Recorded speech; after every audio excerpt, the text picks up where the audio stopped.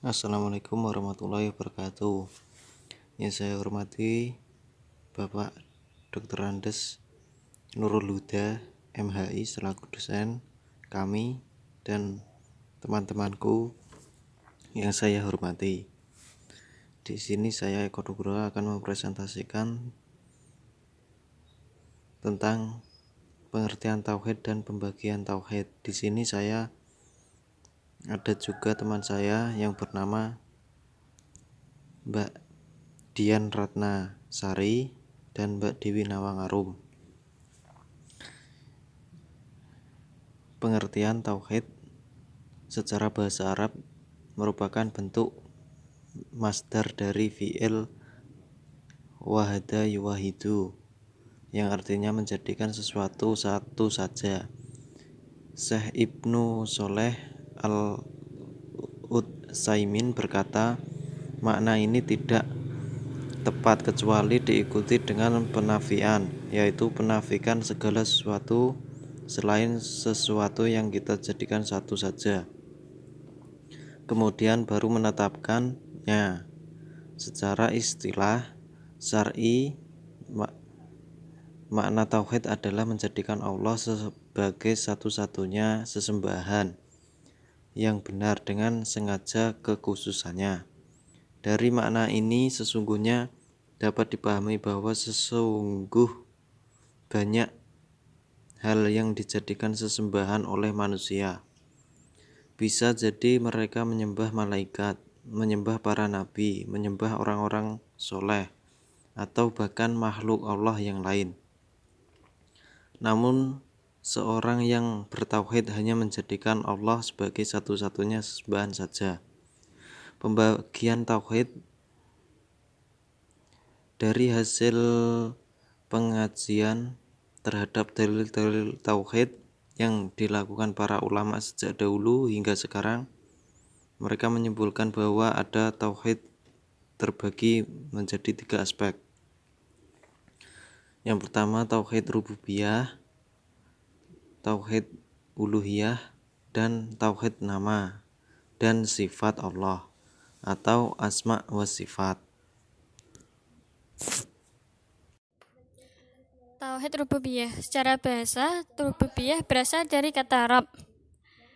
Kata Rabb digunakan dengan penggunaannya hakiki dan juga digunakan untuk yang lain secara majazi atau idhofi dan tidak untuk yang lain. Rububiyah adalah kata yang dinisbatkan kepada salah satu nama Allah Subhanahu wa taala, yaitu Rabb.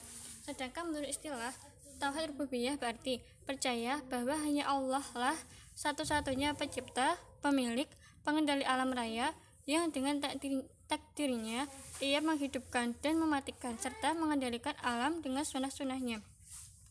Dan karena Allah adalah Rabb yang hak bagi semesta alam, maka dia sajalah yang khusus dengan ketuhanan tanpa yang lain, wajib mengesahkannya dalam ketuhanan dan tidak menerima adanya sekutu baginya dalam ketuhanan, yaitu sifat ketuhanan tidak mungkin ada pada yang lain dari makhluk-makhluknya. Tauhid rububiyah adalah suatu kepercayaan bahwa yang menciptakan alam dunia beserta isinya ini hanyalah Allah sendiri, tanpa bantuan siapapun. Dunia ini ada yang menjadikan, yaitu Allah Subhanahu wa taala. Allah Maha Kuat, tiada kekuatan yang menyamai af'al Allah. Maka timbullah kesadaran bagi makhluk untuk mengagungkan Allah. Makhluk harus bertuhan hanya kepada Allah, tidak kepada yang lain. Maka keyakinan inilah yang disebut dengan tauhid rububiyah. Sebagaimana telah diketahui bahwa iman kepada wujud Allah,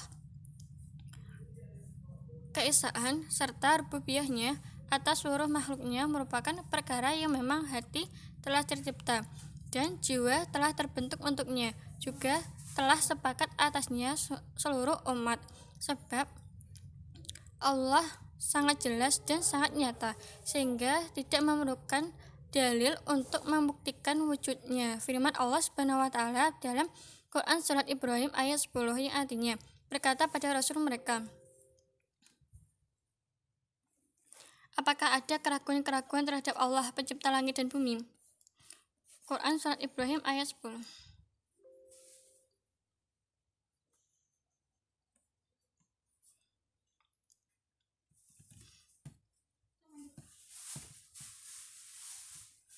Jadi, tauhid rububiyah adalah tauhid yang berhubungan dengan ketuhanan. Kata rububiyah meyakini bahwa Allah Subhanahu wa Ta'ala sebagai Tuhan satu-satunya yang menguasai dan mengurus serta mengatur alam semesta.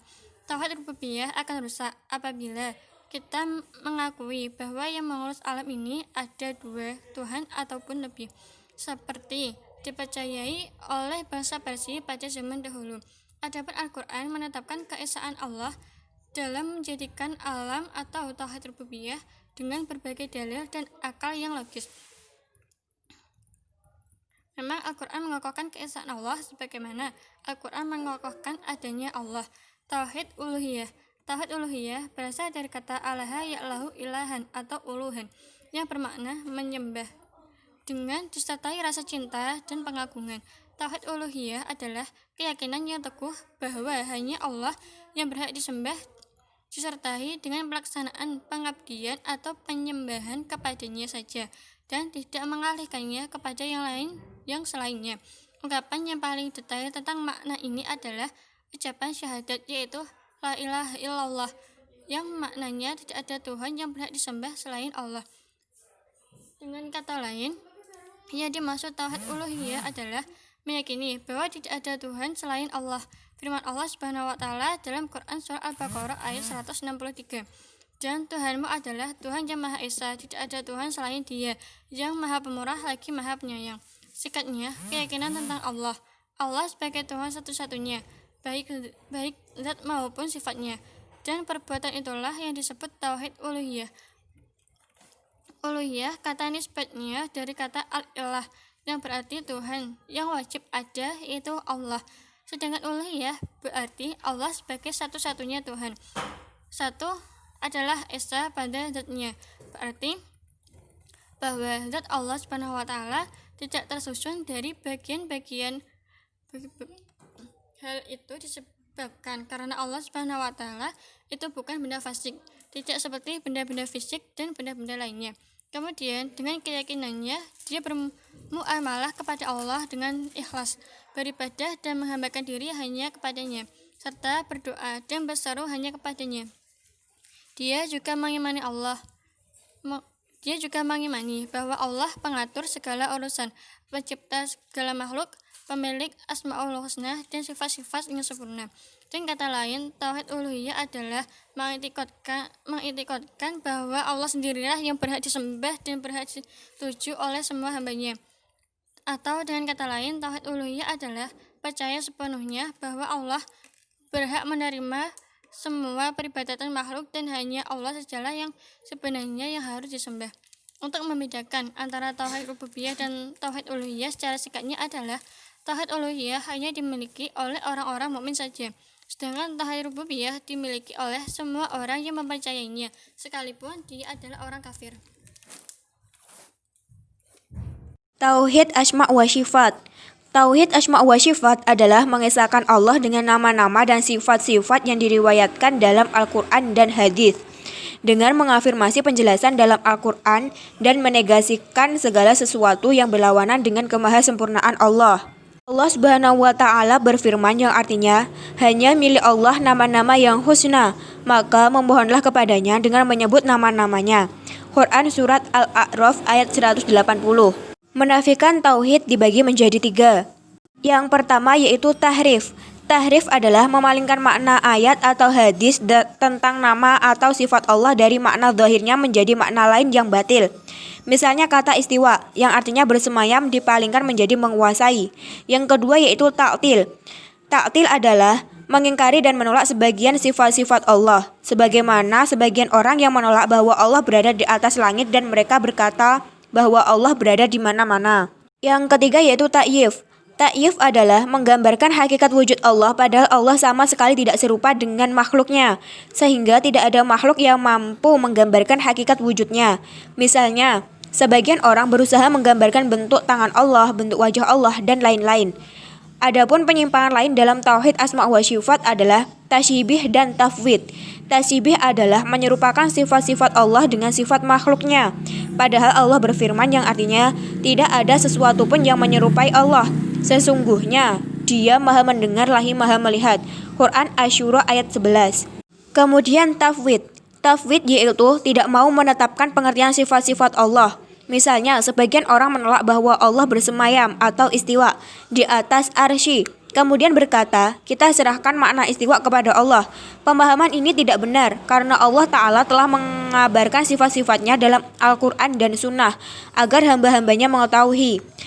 Dan Allah telah mengabarkannya dengan bahasa Arab yang jelas dipahami. Maka jika kita berpemahaman tafwid, maka sama dengan menganggap perbuatan Allah mengabarkan sifat-sifatnya adalah sia-sia, karena tidak dapat dipahami oleh hambanya. Keutamaan beriman kepada asma wa sifat atau nama dan sifat Allah. Setiap keimanan pasti memiliki keutamaan, termasuk beriman dan menjaga tauhid asma wa sifat. Dengan mempelajari tauhid asma wa sifat dan beriman dengannya, maka keimanan dalam diri seseorang akan bertambah kuat dan tidak lagi berharap takut ataupun menyembah kepada selain Allah. Selain itu, tauhid asma wa sifat juga membuat rasa cinta seorang hamba kepada Allah semakin besar, sehingga orang tersebut akan mampu mengagungkan Allah dengan sebaik-baiknya pengagungan, dan juga meningkatkan penghambaan sehingga dimudahkan dalam melakukan setiap hal yang diperintahkan dan menjauhi larangan Allah. Memahami tauhid asma wa sifat juga membantu seorang hamba dalam berdoa, meminta ampunan, mengadukan keluh kesah, hingga memohon perlindungan kepada Allah.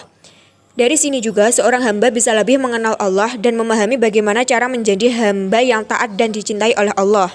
Mengingkari tauhid asma wa sifat oleh Syekh Salih bin Fauzan Al-Fauzan. Mereka yang mengingkari tauhid asma wa sifat berarti mengingkari salah satu macam tauhid. Mereka yang ingkar ini tidak lepas dari dua keadaan. Yang pertama, mengingkarinya setelah mengetahui bahwa itu memang benar adanya. Mereka mengingkarinya secara sengaja dan mengajak yang lain untuk mengingkarinya. Maka mereka yang berlaku seperti ini telah kafir karena mengingkari apa yang telah Allah tetapkan untuk dirinya. Padahal mereka mengetahui hal tersebut tanpa perlu takwilnya. Yang kedua, hanya ikut-ikutan kepada orang lain karena rasa percaya dan menyangka bahwa ia berada di atas kebenaran, atau karena salah satu dalam menafsirkan.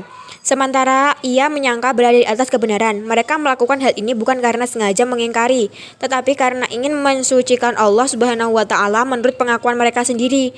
Maka mereka yang seperti ini adalah orang-orang yang tersesat dan salah karena ikut-ikutan atau mentakwil atau menafsirkan sendiri.